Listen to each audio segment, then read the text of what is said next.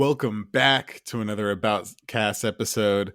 We are doing the same thing as we did last week. It's the same thing as we did last week. Just bringing back another hot review of the hottest anime series that we have fresh releases every single week. So, of course, I have my main man in crime, Chris. Chris, how's it going, my dude? I'm great, man. Another great episode of Attack on Titan. Feeling a lot more optimistic about the future of Paradise and the rest of the gang after this episode. So I'm feeling good. How you doing? Dude, I'm doing good, man. And I'm feeling the exact same way. I feel like, we started seeing people act right in this episode 69, Nice. And it's not called Nice, but it should be. But it is called A Sound Argument. And I think that we've gotten a pretty decent kind of like it's retorting all the ridiculousness that we saw last episode of them just acting like fools. So I'm excited to talk about this one for sure, man. But anyway, so jumping right into this, we kind of have the question here, and I'm going to ask at the end of the podcast too, but what do you think the sound argument was? Before we've watched the episode, but, obviously we have, but what do you think they're, addressing right now? What's the argument? Dude, you're already stumping me at the beginning of the pod. What is up with that? Jeez. Sound argument. I think the argument could just be like what are they doing? But I have to have a lot more time to think about this. Bro, I kind of let me hear your answer to this, and maybe it'll help me have a better understanding what's going on here. So I'm still formulating kind of my thoughts on this, but I think to first understand what the sound argument is, you got to ask yourself, what is the argument for or against? So it's like, why does the argument exist? So there's something here that, the situation that is proposing a question. And so we're almost retorting that question itself. So I think the main thing is, the argument is to Eren, right? Like what's happening here? We have obviously like Zeke on the island. It's kind of funny because Paradis has never had the cards stacked so much in their favor, but it is almost like they are so close to just slipping off into a precipice and being annihilated from extinction. So I think the argument is, with them having everything together like it is now, why is it still so hard possibly? And I'm not really committed to me being right on this one. Like I know there's a large margin of error. But before watching the episode, that's what I imagine the sound argument is for. I like that. I like that a lot. And like you can see it in the episode that we just watched. Like they're just like you see them talking to each other like, oh, what do we do? Do we ask this person? Do we ask that person? Like we need advice because they've, like you said, they've never been in this situation before. So yeah, you can kind of see them like reeling if that's the right word to use in that situation. But yeah, I completely agree with what you're saying. I still don't have my own formulated quote unquote argument. But yeah, just let me sit on that for a while. Maybe I'll get back to you. Bro, we got a full review to think and ponder on it. So yeah, you'll have time. But anyway, so moving forward with what the kind of the episode gives us, we have the first shot is Eren saying kind of the similar thing as we saw last episode with kind of like fight, and Hanj walks up, and being that she is the artist and the master of social skills, she kind of like, I don't know, she does her like goofy Hanj stuff and says like, oh, like, who you talking to yourself? That's kind of weird. You're, just being a dork and stuff like that. But anyway, so he also, I think the super important thing here is that she compliments his hair, which is really cool. No, the super important thing is, of course, that she calls out Eren for sacrificing Historia. And number one, we're thinking like, how the hell has this happened? We have so much of the episode to go. This is within the first couple minutes. And of course, I think this also has to do with, she can also equivalently call him out for sacrificing all the people that apparently, quote unquote, are, important to him, the most important people to him. And it like, how do you think, where he's at right now? And maybe it's inappropriate to ask these questions or kind of pontificate at this moment because there's so much more information we're going to get. But we have this dude sitting in a cell, and he's obviously like, his resolve is on another level, and he's done something that we've seen him never do again. So of course, here we go. Here's this sound argument. Why, is there anything that you could put together to make sense of what Aaron's doing at this moment? Or do you think we should just like move on with the episode, get a little bit more context, and then try to answer this question? See, I don't want to hit you with two hard ones in a row, so I'm giving you an out. No, I think on this one's a little bit easier than the first one. I still don't fully, like you said, fully understand what's going on, but there has to be something that Zeke told Aaron that is so, I guess, drastic and so, I guess, in immediate need of attention that changed his mind. And yeah, like I said, I don't know exactly what it is, but that is my best guess at what's going on right now. Because Aaron, like you've seen Aaron care so much about his friends and just him wanting them to survive and to live long lives. He even said that in this episode. It just has to be something that is so crazily urgent that needs their immediate attention right now for him to flip that switch and start to be okay with sacrificing his friends. Another thing that comes to mind is also I feel like his Titan powers are affecting him, like himself, like his physical body, his emotions, his mindset, things like that. So I feel like the founding Titan and all the like the two other Titans that he has inside of his body could be another thing that's affecting his judgment or impairing his judgment. Mm-hmm. So I do have something that I would kind of want to talk about there, and this is where I'm having a really hard time believing what I'm seeing in front of me. And just off the pure fact that we've had 3.5, technically, I'm going to count that split as like 1 and 2. So 3.5 episodes of Aaron not being the most receptive to reason or any sort of thing besides outside of his like dogmatic way of the world. And maybe this is just kind of like a critique on the character, being that he's the main character of it all. And he doesn't have much self-development as far as like the way he sees the world or anything like that. I think he just kind of goes deeper and deeper into the same rabbit hole. But it's just like hard to believe that there's any sort of like string of words. But Attack on Titan is good at proving me wrong and surprising me. But any words that Z could say that would just change Aaron up in 180 and do all these things in the like basically saying in the direction of another goal. So it's like, how could this be? Essentially, is what I'm wondering. Mm-hmm. Yeah, dude, I don't know. It's so like this I guess second half of the season has been super just mind-boggling and has taken up a lot of my thinking time there throughout the day sometimes, just going down into these deep rabbit holes of just what exactly is going on here. And I just feel like I feel like they always kind of put up almost like a front, like, oh, like I want you guys to think this, and then do something completely different. But yeah, dude, I'm kind of the same boat as you. I'm just struggling, just trying to figure out what's going on. Yeah, just trying to keep your head above water, and Mm-hmm. it's just a fight, man. Big waves out there.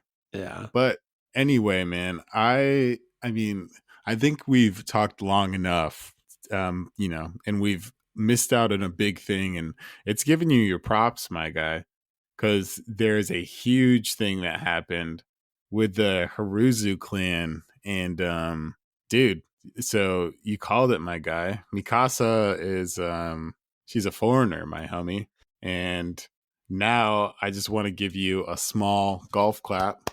I don't know if you could hear that, for your due respect on that just pure shot call right Oh, there. thanks, my guy. But anyway, so dude, you're happy to break down the scenario, man, if you'd like. Oh yeah, I'd love to. So yeah, that was basically the next scene that happened, I believe.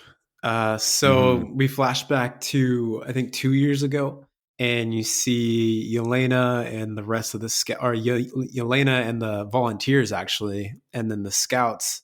They had a quick interaction. You see a boat pull in, and it turns out to be the Hizuru clan.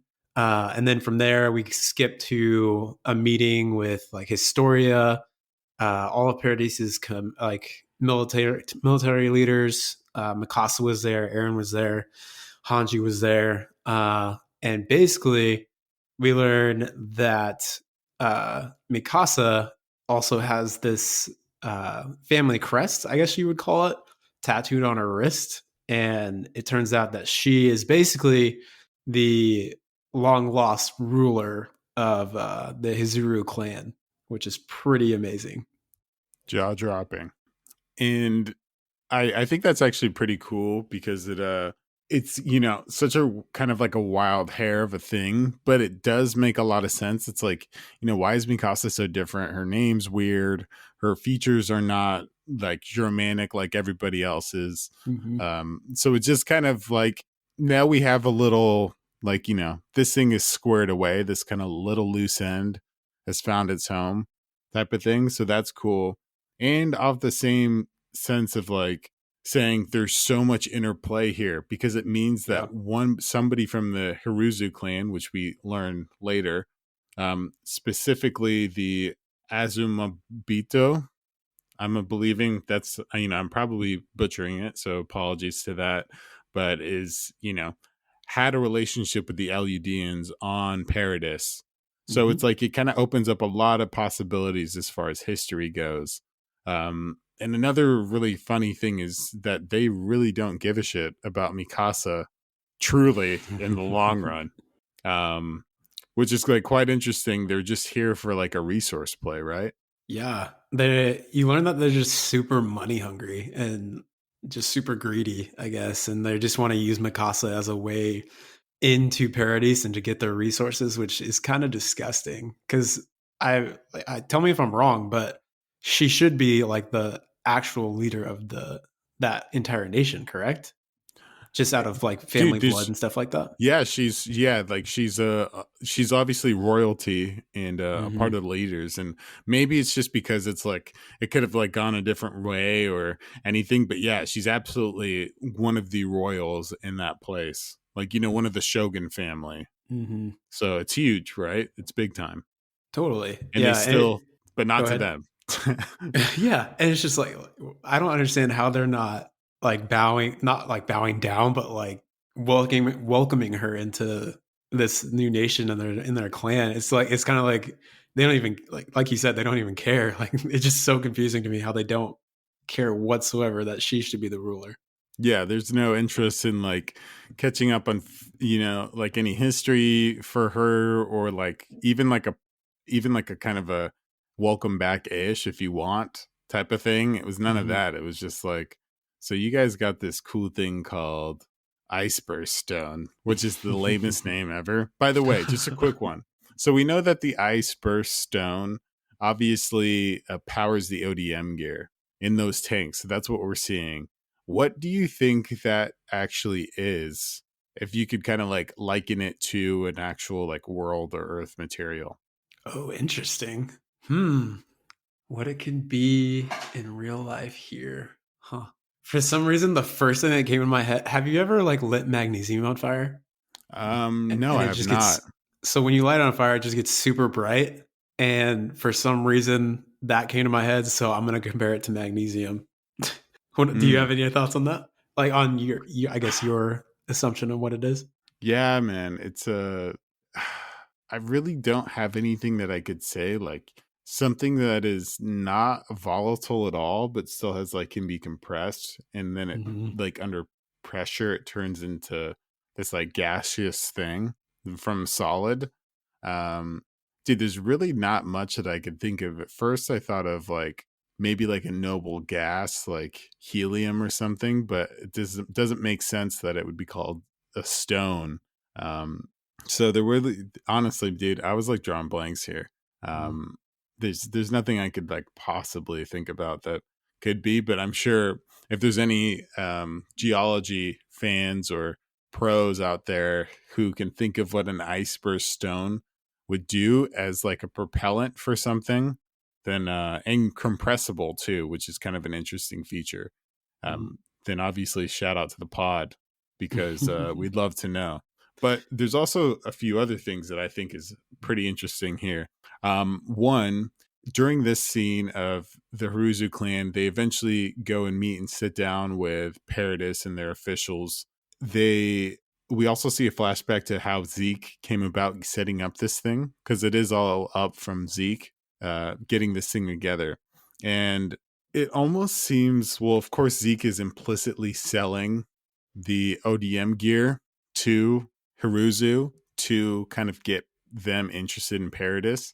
And there was no actual talk about like, hey, I need you guys to like protect the rumbling. Of course, we get told later that Zeke has his kind of three wishes or parts of his plan, but it is completely like, hey, here's this like really dope weapon that they have. And another really interesting thing is that it's anti-Titan gear as well. So Mm. it's like it shows kind of what their long run intentions are, that they're so interested in it. It's always going to be that the LUDNs are the enemy. And of course you can use that around with other things, but we know particularly it's only good in kind of like cityscapes and anti-Titan specifically. That's what it was designed for, and it does a good job at that. So it's like it shows that Haruzu's, keeping their enemies close here, or closer than their friends. And I think that we get a sense of like, how Zeke's kind of intentions, or maybe he's just being savvy. Or do you think this is just kind of like his slick snakishness coming through here by, kind of enticing them to come over and do his bidding on part, with Paradis? Yeah. He's totally a snake, man. I don't trust this guy one bit. And I feel like we see it in, I think it was like the middle of the episode, and then at the end of the episode we see something else. We'll probably get into it a little bit later. But yeah, I think this is just Zeke trying to make a last ditch effort to complete whatever mission that he has in his mind. One question I did have for you though. So when they were talking about the ODM gear and when Zeke showed it to her, it almost seemed like that she has recognized it. Does Did you Hmm. catch that? Dude, I didn't, and maybe I wasn't looking for it. No, I had Hmm. no idea. What do you think that could possibly entail then? Like where would she come across it, do you I think? don't know. That See, because I'm pretty sure in the episode Zeke like said, "Oh, like you seem like you've seen this before." Maybe I'm completely wrong and I just missed it, or I'm just seeing things. But I, the one thing that I did kind of assume or theorize was that they may have had a hand in creating it a long time ago. Because I in that, like the mid episode thing where it tells you something about some piece of history. It talked about how uh, the people of that nation were developing military weapons and things of that nature. Yeah. Yeah, so that would be my only assumption going on with that. I just was curious if you caught that or anything. I mean, dude, I'm not hating your thought process here, especially since, yeah, in the notes it says this is like a kind of word for word, Haruzu, an Eastern nation with its own culture whose head of state is called shogun. They flourished in weapons and aircraft development, and at one time was an ally to the Ludian Empire. So I mean, it makes sense, right? Like they would trade ideas and secrets with allies, and Yeah, so they could have possibly like developed that in tandem. Totally. yeah, yeah. That was just a thought that I wanted to bring up to you. Yeah, good call on that, man. That would be really interesting to see. And dude, it makes also sense because it's like they have such an interest in the actual like resource itself, where they must have some sort of inclination or possible, they're not looking at this in a myopic sense. They kind of know what they're looking at as far as Mhm. like the resource itself, and knowing that there's a possible, potential applications for it. Yeah. So, they're not strangers to it in some ways, for sure. And I think also it's important to talk about Zeke's 3 plans here. Mhm. And for each one of them, let's just talk about them and then run through what we think. So the first one is the test run of the rumbling. And personally, I think that that's one of the worst ideas for Paradis possible.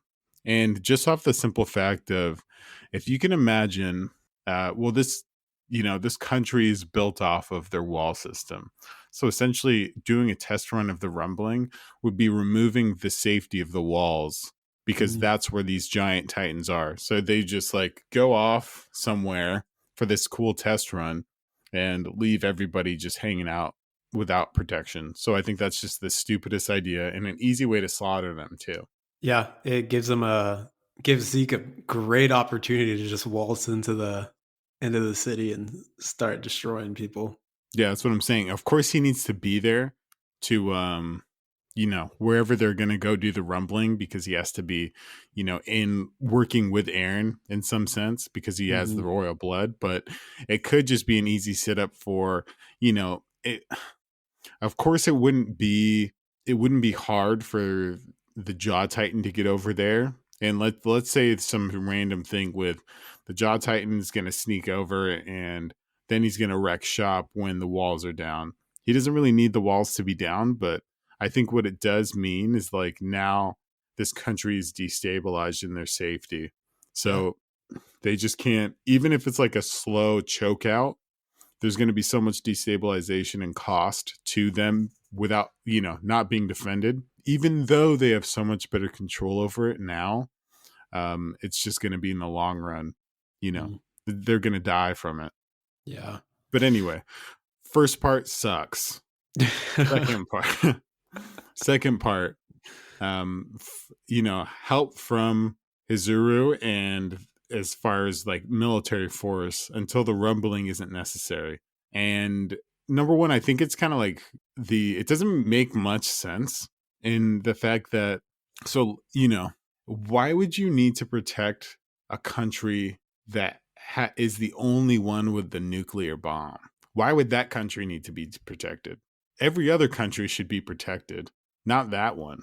So Yeah. I don't like, all that says to me is just, hey, let's have an occupying military force near you. And so, yeah, Near you not so not that feeling I that. can come and attack you with a full Yeah, military on your island. blast those cheeks at a moment's notice. Oh, man. It's just looking so bad for Paradise, and just their choices have not looked so great, but I don't know, I mean, we haven't seen the whole picture yet, but to me, it's not looking Man, too hot. dude, that's what I'm saying, bro. Like, so we have this scenario, and I'm trying to think, like, maybe I'm just looking at the glass half full, and Zeke's ideas are cool, but why the hell would you need a test rumbling? Why? Like, what is the test for? I mean, A test? the only thing that I can think of is to intimidate other nations, but they already know, like, the other nations already know they Yeah. have this ability, and they're completely aware of it. And I just don't think there's any necessary reason to do any type of test. And if we're thinking like real world, like our real world, and like things with like North Korea and stuff like that, like everyone kind of freaks out when they do like a nuclear test, and everyone's just like, oh, like we need to be on guard. Like, you know what I'm talking about? So it's just, and Yeah. then like bringing that to Attack on Titan, it's just like, you're going to start another war by doing this. And I just don't understand how they don't realize that. I yeah. Well, number one, I think that Zeke he thinks he's a lot slicker than he really is with this thing. Like, it was kind of ambiguous. You didn't know if he was just for LUD, LUDians in the long run and just wanted the best for them. But these ideas are like, really, really soft. Mhm. And really, even if they were executed well, yeah, the like countries would be scared of you. You have Hiruzu's protection to kind of like get you back up to military speed on things.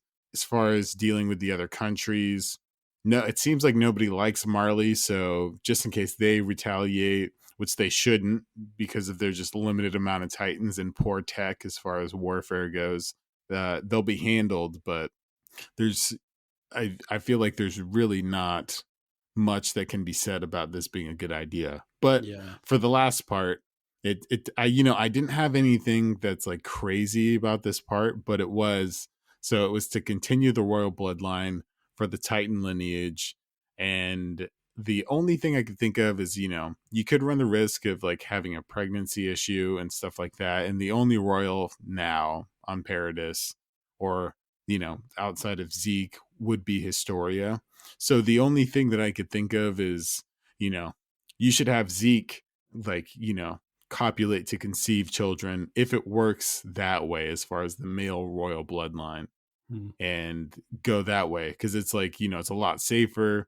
You can pump out a lot more biodiversity as far as like the gene pool, so eventually like they can intermix again after like, let's say, x amount of generations and stuff like that. So you can almost have a self-fulfilling like royal bloodline in there. But I'm not sure if that's a thing. But anyway, Aaron, well, actually, let me hear you, Chris. What are you talking about on this one? Is it, could you find any holes in this one that you could kind of punch through? Uh, not really any holes, but I was just thinking about this, dude. Like, I feel like Paradis is starting to turn into their own Marley, because like they have this powerful military that is being built up. It might not necessarily be theirs, but they have a military. They have Titans. They have this big giant nuke now, and now they're just creating more and more people who are able to turn into Titans, and they're just passing down Titan after Titan after Titan to their kids. It's starting to sound a little too similar to things that have already happened before. You're even forgetting the big part of, this country was built off of a lie by the Yeah. aristocracy, or in this case the royal family. And they do have to be like quite warlike and sectioned off as far as like class, lower being on closer to the outsides of the walls, and then like higher being in like, you know, the tighter and closer walls for people. So I don't think you're wrong, and the way that they treat Marleans is really weak too. So, Hmm. they're on the precipice of kind of falling to the same thing, but I think that their backs are way more against the walls than Yeah. Marley's were in a lot of ways. So they're going to possibly even be more desperate to figure this stuff out. And anyway, so after the response to those three things, Historia says, she's willing to, become the Beast Titan, thus shortening her life to 13 years, and also, pump out kids and stuff like that. So the thing that Aaron says is that he wants to protect Historia, and he's looking for more peaceful options. And this seems pretty like Aaron, like protecting the ones that he loves, and also kind of, all about his kind of group and tribe in this Hmm. sense. And, not wanting to, which seems a little odd, because Aaron was wanting to go scorched earth at the beginning. And it's kind of funny to see that he once was one way as far as like, I want to murder all of these guys when the first invasion happened, which kind of makes sense, right?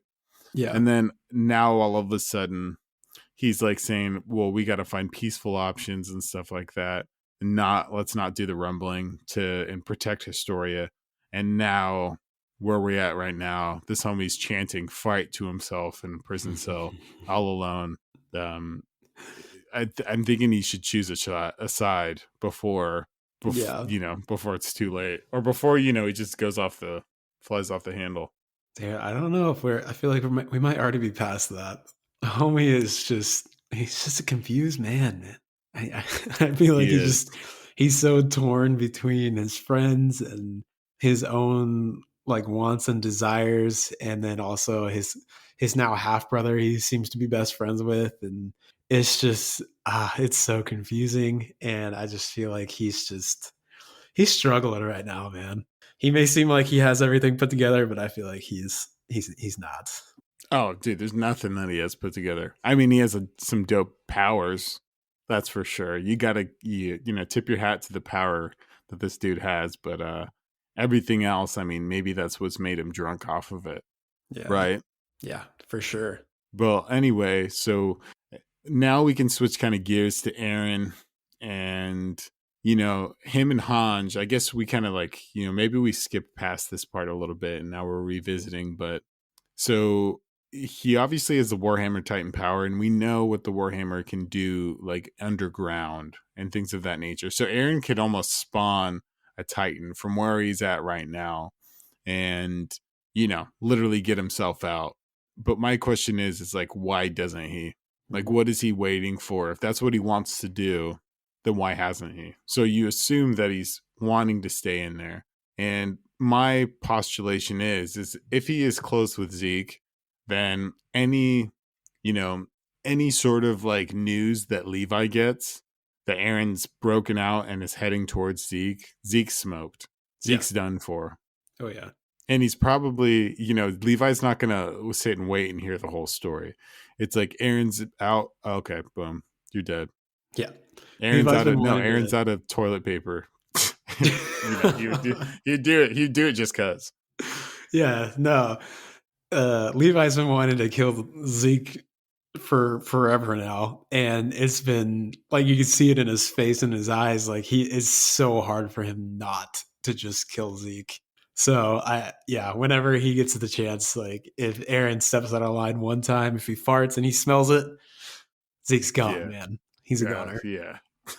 It's like, I don't know if you follow one of my favorite comedians was Patrice O'Neill, and he says something like where he was talking about somebody that he just hated, and he's like, bro, I would throw something of mine out just so I could blame them for stealing. And Zeke, I feel like that's the type of hate that Levi has for Zeke. Yeah, He's like, I bro, this could homie, go ahead. yeah, Go this ahead. homie would, backstab one of his own guys, like, set up a bomb somewhere, and just so that he could blame it on Zeke and kill him. Yeah, you can totally see Levi doing that too, just because of his It's like just dry humor, ambiguous. and Yeah. and he's just so sarcastic and stuff like that. Like I feel like that totally aligns with like Levi's character and how he goes about doing things. Yeah, man. The of course they really need Zeke right now, so that wouldn't help as much. But I think you're talking about now at this point, if that were to happen, long term disaster, short term disaster.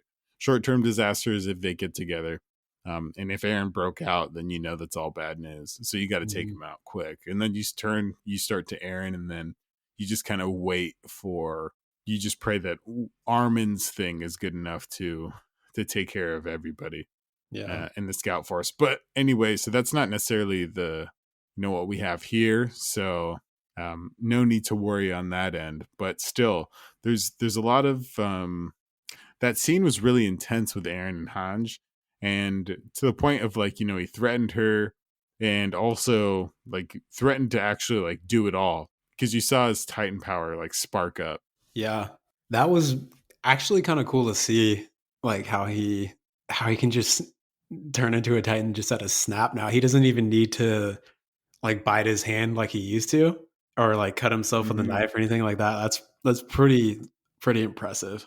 Yeah, it just shows his mastery of it, and it's also one of Mhm. those things where it just strongly implies that this dude wants it bad. Like his resolve is extreme because that's one of the things that help people kind of control and better their titans is just kind of just being insane with the things that they want. So another kind of Aaron's just a kind of a loose cannon, and it's really interesting to think and try to figure out what he's actually dude, honestly, if we can do this, if we can figure out what Aaron's intentions are right now in his head, and I know it's, way easier said than done, but we can predict the rest of this series or the rest of this anime at this point, I think. You think It's so? just getting, he's the driving force of it all. And Yeah. there's a lot of information that him and Zeke know. And we know enough about Zeke to figure out whatever he said to Aaron. I think we'd be smart enough to say that's either true or there's something else to that. Hmm. And those are the kind of biggest mysteries. Of course, we have other countries and stuff like that, but as far as figuring out if they're going to go scorched earth on Marley or anything like that, then that would be the people. Which I don't Yeah. know why you would want to, because it's you know they're defenseless right now after you kicked the crap out of them and destroyed their you know military fleet that would have gotten them over there. But yeah, that's my thoughts. I don't know, do you think I'm reaching with that? No, you're totally right. I just feel like there's so many other variables that need to come into play or haven't been been revealed yet. But at the same time, you're totally right. Like Aaron is the one and only person who's going to determine what's going to happen for the rest of the show. So yeah, you're totally right. It's just I don't know. I feel like there's one more thing that we're missing that is going to be huge, and it's going to have to do with Aaron, but I think it's going to be something that might be out of Aaron's control, possibly. Mm, Not exactly sure what that is or what it's going to be, but that's my only thought to what you said. gotcha. No, you could totally be right. It's going to be quite interesting. And especially, you could be completely right, but it's especially important to know about what Aaron's thinking, because he is the dominant will of the series at this point. Like, Hmm. he has the most momentum to change storylines and make things different. So, there's things that could go around him. He doesn't control everything, but he can he's it's under the heavy influence of him. But Yeah. anyway, we as we go along, there's obviously a lot of episode left, so we can get to that and we could learn a little bit more about everything that's going on.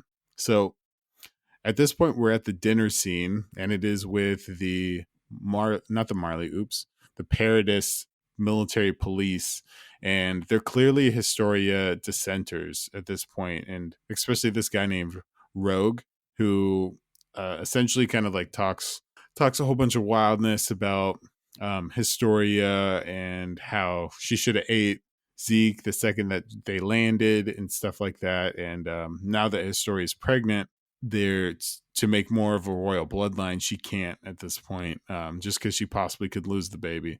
And what was your this whole conversation? It was kind of more of a monologue, but of this kind of like drunk man's ranting. But like, what was your impression of everything that went down at this point? Hmm. Um, my impression on the rogue guy is just that he does not see the entire picture at all, and I feel like he's really like blinded by hate as well, just towards the Marlians and things of that nature. He obviously doesn't understand anything like deeper meaning to just what's going on and things like that. Uh, one question I did have about Historia becoming the Beast Titan and doing the rumbling, I'm kind of confused on why she has to be like sacrificed. What does that mean? So I think what it's implying is essentially she has a 13-year cap on her life, but Oh, okay.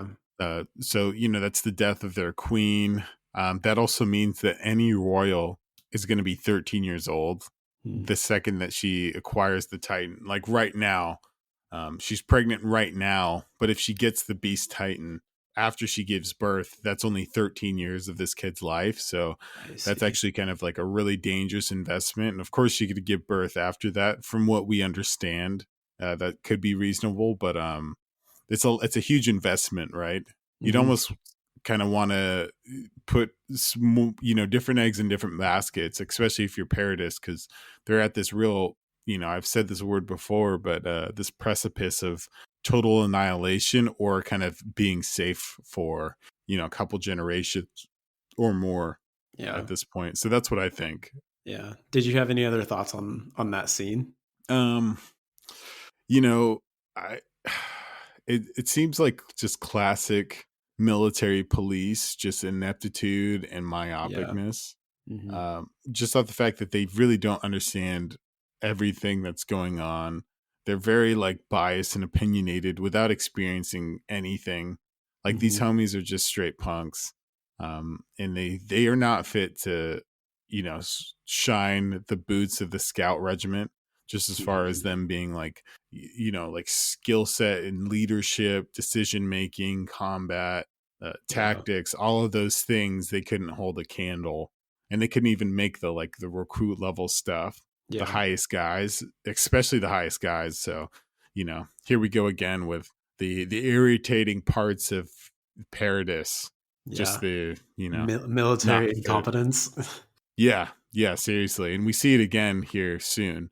But anyway, so we have this like really interesting scene here, and it looks like, so this guy tells Marlian to get him more wine, and Nicolo is in the basement, dude, and he essentially tells the waiter to, he holds up this bottle of wine that he eerily is just hanging out in the dark with, and it's obviously clear it's almost like a poison scene. But just Mhm. in case, I want to check my reality with you, Chris. Is there any other possibility of it not being poison? Yes, sir, there is, and I have a theory. Dude, I'd love to. Oh, snap. We stumbled upon something here, folks. Let's It's hear it. it's pretty wild, but I think there's Titan serum inside of in the wine. Here's why. Um, I just think turning people into Titans inside of that whatever, if they're in a castle or wherever they're at, would cause some serious mayhem. Uh, and I think it would be kind of a spark to whatever Zeke's plan is, if he's betraying Paradis or not. And also, I think if we're going towards the end of the episode and what we see, I think we see like that same bottle of wine where Levi's at, and what a perfect place to have Titans too, around Zeke as well, because he can control them with his uh beast Titan powers, I believe. So yeah, I think, and I did you also notice that Levi didn't have any wine on him, but everyone else did. Dude. Um, Number one, yeah, damn, Chris. That might be the most G shit. Like, talk about, I thought you were going to be riding on a high with that Mikasa, snipe, and you might dabble in the dark arts with something kind of rowdy. But this thing is like rowdy, but like so articulate and kind of well placed. So, Mm, dude, I did not notice the particular wine or the label. That could actually be a really, really interesting theory as far as possibly, um, I think if I, because I really like this, so I want to play off of it here. I could see them ingesting the Titan serum. Number one, I thought it had to be injected, but let's say they can just ingest it like oh, Rod you Reese can did by ingest it licking though. that joint. Yeah, there you go. My boy. Nice job. Yeah. Yeah. And with with Zeke's power to yell and turn everything into Titans, it could absolutely destroy, I mean, I don't think, to be honest, maybe I'm just like a Levi stan, but I don't think Levi will have an issue like make getting around. I do think he had his ODM gear like on, or at least he Yeah. had his like, the suit on, and but that could be an amazing way of an attack right there. Yeah. That And could that be an just, amazing attack. it also keeps Levi, number one, busy, just by being surrounded by a bunch of Titans now. Keeps him busy, keeps him off of Zeke, number one. And number two, it gives Zeke time to meet up with Aaron and fulfill this whole whatever plan that they have. Yeah, man. It's damn. It's crazy. It's just it's so hard for me to, maybe this is like a one track mind thing, but I always go back to like, why would Aaron ever backstab his country? Like, yeah, he understands that over in Marley they're the same type of people, but he also then like killed so many of them indiscriminately that Mhm. why would you like literally cause a world war on your country just because you hate um you know there's just, dude, honestly, like thinking about it, it gives me like some sort of like dissonance or cognitive dissonance, and Mm. like trying to like piece this all together. It's just so crazy. But uh, without going too far that way, dude, I love that theory, man, and I really hope it's right, because that would be so cool to see. Yeah. The only thing is like, I wonder if there's like a delay or there's some sort of other way of doing it, because it's like Rod Reese automatically turned into a Titan. And it could be because he's like, royal blood or something, but I'd be curious to see, because we've seen them, turn into them as they're from humans just chilling. So it'd be really interesting to see if that actually happens, how it plays out. Yeah. Amazing call, my It'd be friend. super cool to see. Like I want to see Levi destroy some Titans real fast and just show us what he's. I mean, we already know what he's capable of, but we haven't seen it this season yet. So it'd be really cool to see that. Yeah, I think, to be honest, I think it would be delayed, because it's Levi's not never going to be too far away from Zeke to not kill Hmm. him immediately. The moment, like we talked about Levi, causing chaos just so he could kill him. There's no, if he heard or saw anybody turn into a Titan, number one, Zeke's gonna have to yell or do something. There's no way that it's not gonna be. Yeah. And also, there's also a missing factor of Zeke. It was mentioned that his blood had special abilities when they were going through his Titan profile, Yeah. um, and they never said what it was. So, that could definitely interplay with that in some sort of way as well. Yeah. Yeah. So it's exciting to see what's gonna happen. I it could be like a super far stretch on my part, but yeah, that's just what I had in mind as I was thinking about what was going on with that wine and stuff like that. Yeah. Yeah, dude. I'm hoping that that's the case. Okay, so one huge thing that I think we missed out on is we've been actually doing time jumps back and forth with a lot of these things. So like the Haruzu clan was 2 years ago. I don't think we mentioned that. But everything else to this point has been like on, In the present. yeah, in the present. So Hmm. super important thing to talk about and say, just as you're following along with this podcast. And we're going to take one jump back to the present again, and this time, or the past, and talk about the railroad scene where Aaron's kind once again, um being the Aaron that we expect, and showing his resolve and like kind of trying to find a peacefuler way. They're building a railroad track, and that's to kind of like modernize and create speed of travel of goods and people. And also, here's a big thing too, they don't have ODM gear, and you imagine that this wide open space would have Titans in it, but we don't have any. So it shows you that all these Titans were coming from Marley dropping people off, like Hmm. dropping insurgents off or just causing havoc. So at this point, they have a really good control of the you know, Titan thing. And then Haruzu comes and stops by and sends a reply. What was that, by the way? So take it from here, Chris, if you want. Oh, it was basically that they weren't going to help him because is it Marley or not Marley, but Paradise didn't want them to monopolize the resources that they had and make Paradise a war zone. Is that Yep. correct? Okay. Mm-hmm. Yeah, that was basically it, right?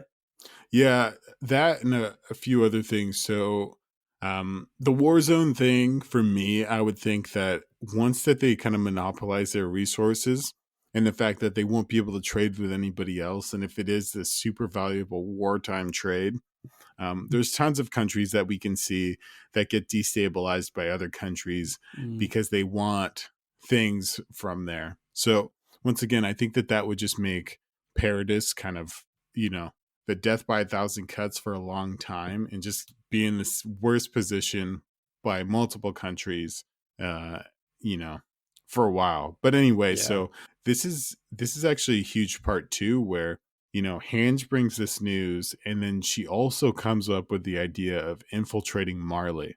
So now we kind of have two plans of getting into Marley. We know that Aaron's plan came after that, and we also know that it wasn't a part of Hanji's plan at all. For Aaron to go over there. Yeah, no, we know that for a fact too, Yeah, because so essentially we have two different plans, and it's so interesting that Hanj comes up with something, and I wish we knew more about it, but if you could kind of like guess, they said, build a base and infiltrate Marley. hmm What would that be to do, to be honest? Like they said to kind of like put a face to it and stuff, but it's like, you know, trying to befriend the people that are actively trying to kill you doesn't seem like a great idea to me. Like yeah. that's just kind of, you know. Yeah, I feel like this could be one of those things where it's just Hanji's like social skills aren't up to par with most people, and she might just be thinking, "Oh, like we can go over there and just say hi, and everything will be okay." When really, it's not going to be okay, and they'll probably shoot you on sight once you go off the boat.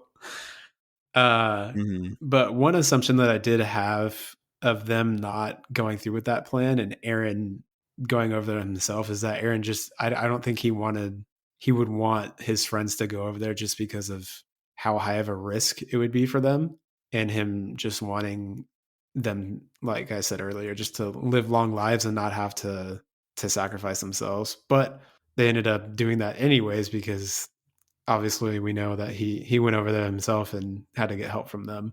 Did you have any assumptions or anything like that that you wanted to add, or Uh, not so much, man. I think that it also yeah, it doesn't make much sense. I know Hanj is also smart though, yeah. too. So like there has to be a plan behind it. She knows that trying to find diplomacy with this country that was sworn to kill you and calls you like devils and doesn't Mhm. think of you as human beings isn't a great idea to like, try to build a bridge with them.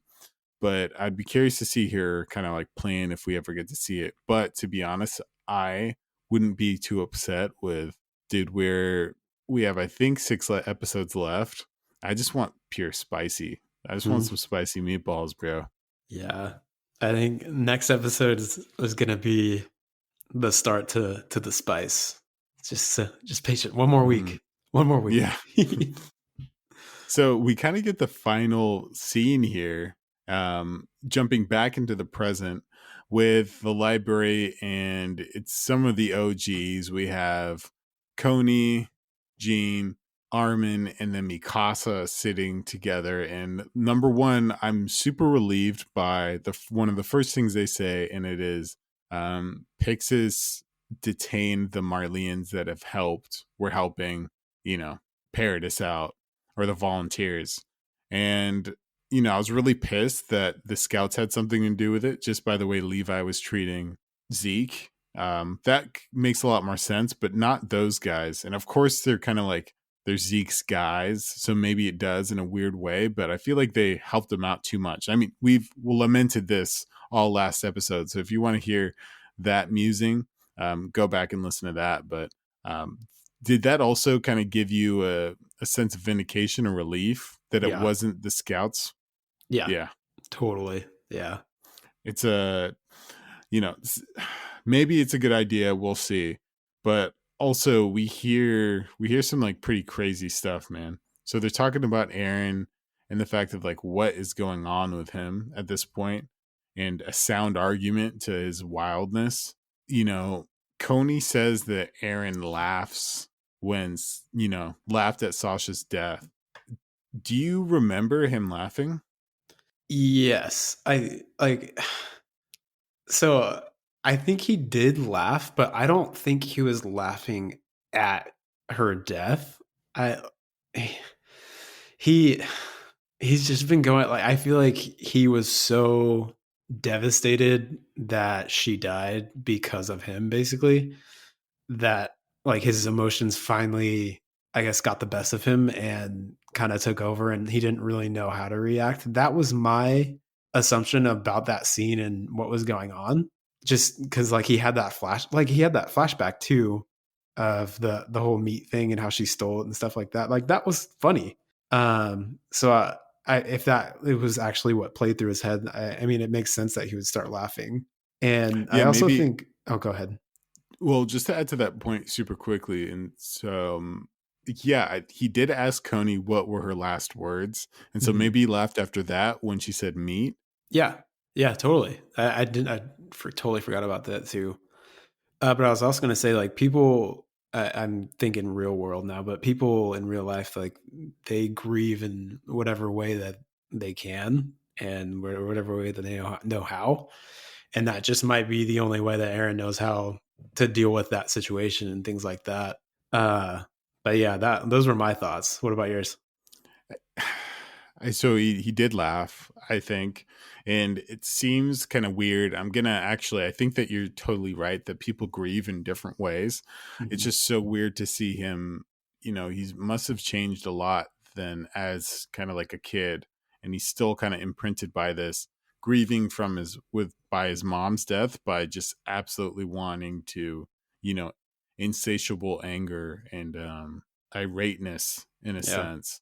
And so it seems kind of like polar opposite approaches, and it seems really cold. So, and I think they have every right to kind of look at Aaron sideways after that, especially since that he was this particular fault that one of their best friends in the world, one of the Mhm. only people that they can rely on, and is probably alive, you know, and they want to protect, is dead because of that. So I totally see them being upset and not rocking with this dude. Yeah. Um, And you totally like you can totally see them like I see their point when they say that he's changed and he's not the Aaron that they used to know because he's definitely not the Aaron that I grown to know and love. And mhm. so yeah, that's just another point that I wanted to make as well is that like he has definitely changed and like you can see it in his eyes and his actions and the way he talks, his emotions and all of those things too. Yeah, yeah, absolutely. And it, you know, well, once again, we've talked about Aaron's intentions before and trying to figure those out. So maybe we kind of save that beaten to death horse for another time. But Chris, man, I promise you, this is the first thing that I led with opening up to this review, and this is going to be the last thing that I told you I'm going to ask you. But No, I'm just kidding. what is what is the sound argument, man? The sound argument is Aaron is crazy and Zeke and Aaron have a crazy plan. That is the sound argument. I think you know what, bro, I'm gonna give you that pass because you use a lot of like good brain juice on that rough and rowdy theory that I'm getting behind 100%. So I'll let that one slide. Thanks, homie. Struggling, man. in a Uh, in a way, dude, I don't think that you're wrong. I think the sound argument is, why is Aaron doing like the sound argument, of course, isn't a sound argument at all.